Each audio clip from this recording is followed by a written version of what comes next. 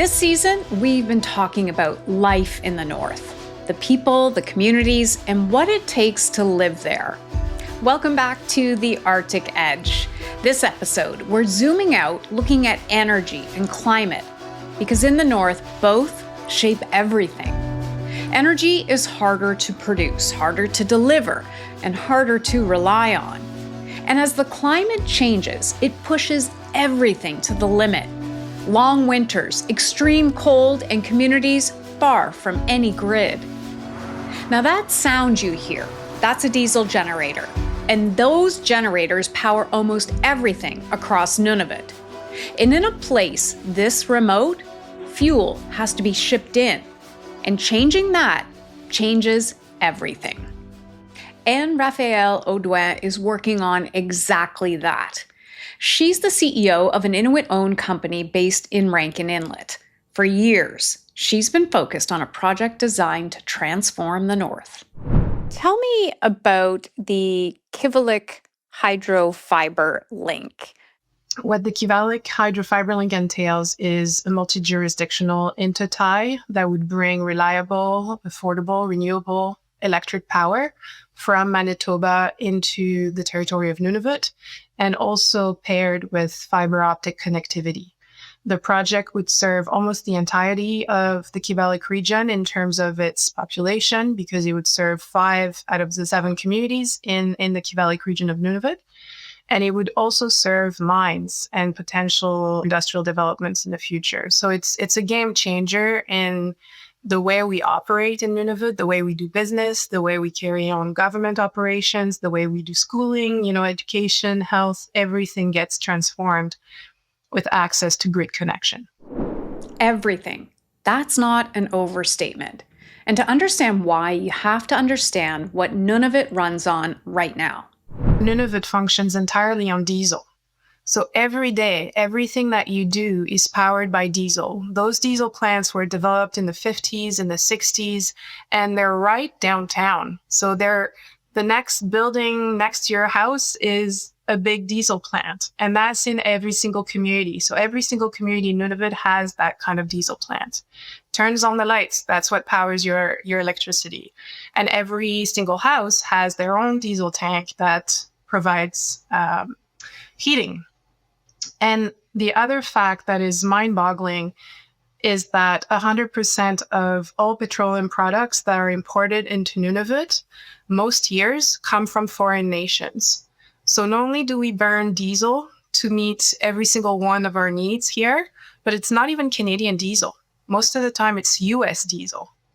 As we talk about being sovereign in the Arctic and empowering people and people's security, stepping into the 21st century and really building those domestically owned and operated infrastructure links, this is the kind of project that really should be at the core of not only our values, but our actions.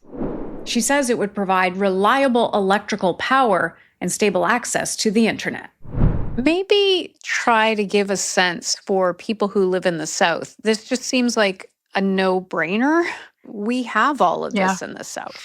Yeah, I think it's very Canadian, and it's a bit of an unfortunate frontier mentality that we have had to look at the Arctic as very complicated and as very challenging, and also not justifying large investments. So really, it's a Canadian flaw. There's no other way to say it, that compounds to the fact that Canada is the second largest Arctic border in the world. And yet, we don't leverage that strength. A Canadian flaw, the belief that perhaps the Canadian Arctic is just too far, or its conditions too difficult to invest in. But it simply isn't the case.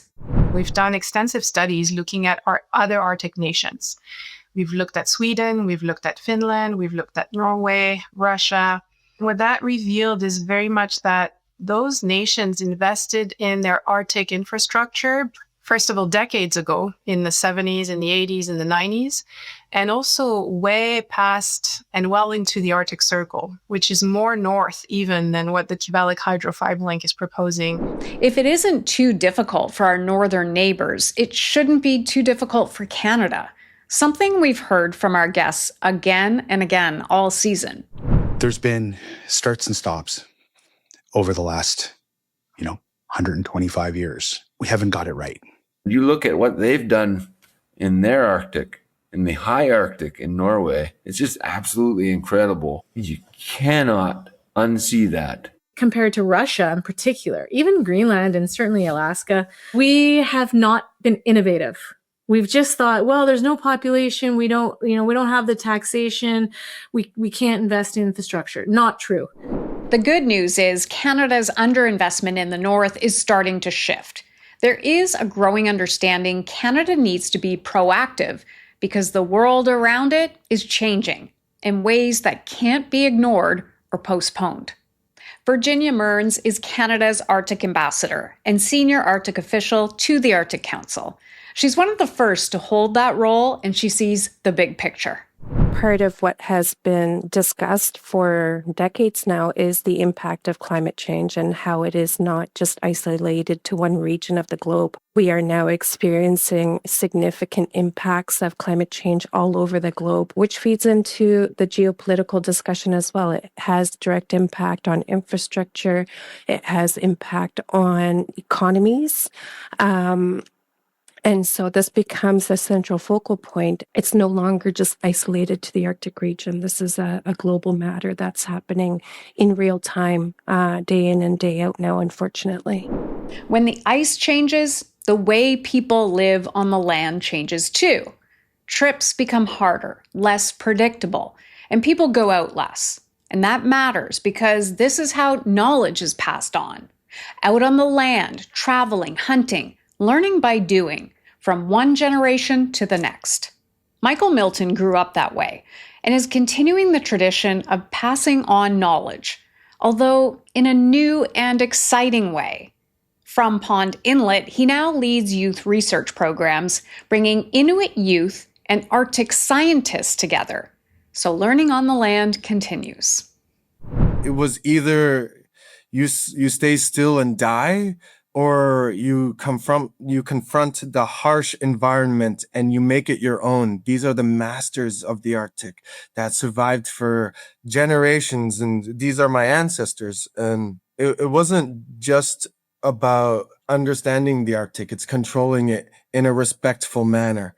It's traversing through the Arctic, hunting and being respectful for your catch, surviving, to be able to eat. That was a luxury, and that was the goal. It's just to make your own shelter and to make your own tools with no wood in sight, and to live up here in the vast beauty of the mountains, the sea ice, the summertime and the open water. Just like all this is just, you first look at it is like nothing, but once you take a closer look, it's beautiful. Part of the movement to widen the participation in Arctic science is Dr. Jackie Dawson, Canada Research Chair in the Human and Policy Dimensions of Climate Change at the University of Ottawa. 20 years ago was a lot of old, what you would imagine a scientist looks like. If you Google scientists, the first thing that comes up, some bearded white men. In the last few years, it's majority Inuit, because Inuit are intimately involved in the science, have to be leading the work. We're called Kivalliq. It's a bridge, and a bridge is never one way. It goes both ways. And for us to meet together in the middle, to truly understand each other, means better results and better relationships in the future with both the community and researchers. The beauty is when you bring this diversity together, these diverse experiences together, and understanding climate and climate change in the Arctic. I mean, why wouldn't you use all the tools at your discretion, including the tools of, the trade of people living there, and everything from satellite images to models to everything. And if we work together, we can achieve amazing things. One area Dr. Dawson is working on is what's happening to the ice. And what she's seeing might surprise you. Everybody thinks, climate change, we're going to have increased access to the Northwest Passage. We're going to be able to trade through the Arctic. But the reality is actually climate change is making it less safe, less navigatable, less accessible than before. So everyone thinks, oh, it's open, but it's actually not at all. And the reason is climate change is breaking up this ice pack from the Arctic Ocean. It's flowing directly into the Northwest Passage. And now we have more ice choking up that route than we ever had before. So actually, it's harder to get through the Northwest Passage now than it was, say, 10 years ago. So we've got more ice, more mobile ice, less ice strengthened ships, and more non-ice strengthened ships. So it's a bit of a recipe for some sort of disaster at some point. Do other countries, we've heard, the names like China and Russia, do they have those ice strengthened ships to get through there? I mean, yeah, absolutely. Russia has the largest fleet of ice strengthened vessels. China has a couple of very, sophisticated vessels. The Snow Dragon in particular is a research vessel that semi-regularly comes into the Canadian Arctic to engage in research. And like many countries have icebreakers, many non-Arctic countries have icebreakers and many are investing in them right now. Now, this is where it all comes together and what connects the climate science to the sovereignty conversation. A changing Arctic isn't just an environmental story, it's a geopolitical one. This is how Inuit see the world, right? Is everything's connected. And I feel like sometimes we're like shocked by this, like, these threads are connected. But people who live there and see it and live it, they've seen this forever. They've seen these connections forever. But yes, absolutely, it's all connected. And it's all connected to a changing climate. And then these changing geopolitics just, compound and accentuate, what's already happening and what's already been happening for a very long time. I think that's a big part of the narrative that we've been hearing for a long time from our Northern Arctic communities is we've had to ultimately pay the price for decisions that were made elsewhere and are being forced to change the way in which we live our lives as a result. Is it safe to say when we're talking about this, we need to have the Inuit leaders, the leaders of the Métis, other Indigenous groups involved in the discussions at the very beginning because there's so much knowledge there? There really is so much knowledge there. And there are steps being taken in that direction to ensure that participation is enabled at the beginning of processes. But also it goes into our governance systems that exist within Canada and how do we navigate those to ensure that on fronts such as emergency preparedness, that we are coordinated, that we are collaborating, that resources are available in our very isolated communities, which continues to be a challenge because of the distances in which we exist from each other and from centralized emergency services centers. It's vast distances that we're talking about. And so how do we continue to work together to ensure that collectively we do our best to respond to these types of situations? Which takes us back to the question of how to invest in the North so its communities are better prepared and able to thrive. The lack of infrastructure drives high costs, and then those high costs drive the lack of infrastructure, and on and on and on. So you have to break that cycle. And the best way to do that is to invest in a major way in transformative infrastructure that really create new and unprecedented revenue pathways for people, for Inuit and for everybody living here. Anne-Raphaëlle puts a number on how far behind Nunavut actually is. When you look at the Yukon and the NWT, in terms of infrastructure and access to services, they're probably 20 to 30 years behind the rest of Canada. And Nunavut is probably another 30 to 50 years behind the Yukon and NWT in access to the exact same services and infrastructure. So it's my way to say that the urgency for Nunavut is probably 10 times what you're seeing in the rest of Canada and certainly in some other parts of the territories. 50 to 80 years behind on electricity, on connectivity, and the clock on the existing infrastructure is running out. We're heading into an energy wall because the average age of a diesel plant in Nunavut is 55 years old. And we're heading into a connectivity wall because we don't own any of it, we don't control any of it, and we're decades behind what redundancy has been built even throughout the other two territories. So what does the Kivalliq Hydro-Fibre Link actually change? It's really going to be so transformative, so deeply changing in very positive ways that sometimes it's even hard to quantify those benefits because it's going to be night and day. But I'll give you some numbers just to give an idea of the magnitude. So we're talking about more than $3 billion in gross domestic product contribution during construction alone. Talking about more than 3,000 jobs at any point during construction.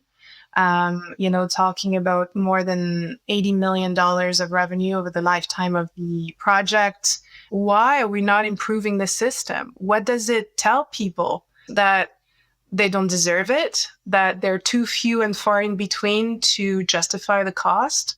As a Canadian, even removing my project proponent hat, I can't accept that. You cannot have a thriving, prosperous economy that is reliant 100% on diesel and that doesn't have access to communication. And so it's really an admission of failure if the government doesn't put the correct tools in the toolkit for Nunavut to propel it into the 21st century and really give, hope to the next generation.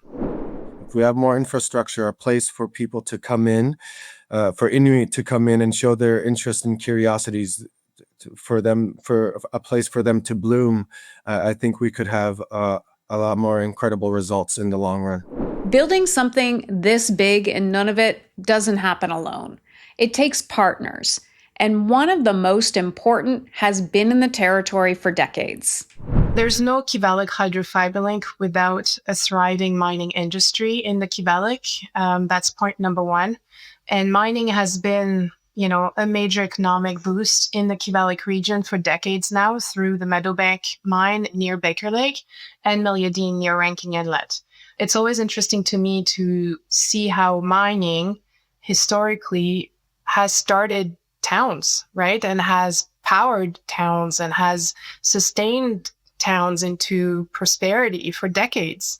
And I think we're seeing some of that in the Kivalliq region where maybe it hasn't started communities, but it's definitely sustaining them into having new independent revenue streams outside of support, active support from the federal government, which is what you want, right? You want to empower people to create those industries, to have those jobs that just feed the next generation. The bottom line is the more you wait, the more expensive projects become. Every moment we wait, the climate keeps changing. The infrastructure keeps aging. The question isn't whether to act, it's how much we're willing to build and whether we'll see it through. Regardless if you're living in downtown Toronto or in Old Crow or Grace Fjord, that Canadians can confidently talk about their Arctic region. And we collectively work together to ensure that the future of the Canadian Arctic is done in a positive manner and is set up to succeed and be prosperous. We need a decade or two if we're going to get anywhere close to where we need to be. We need sustained attention, sustained investment over time in order to right the inequities that exist and to correct the underinvestment that's happened. And that no matter which parties in power in Ottawa, that we will see continued investment and attention in the North. Continued investment and attention in the North. A reasonable request to match the dedication of the people living there. This is what drives me, This is what helps me feel better. This is just like I want to make a path for people younger than me, to inspire them to do the same work I'm doing, to figure out things for themselves and pass it on to the next generation. Passing it on. Because the strength of the North has always come from what's carried forward. And now that future depends on what we build next. I'm Hannah Thibodeau. Thank you for joining us on the Arctic Edge, with voices from the North and beyond.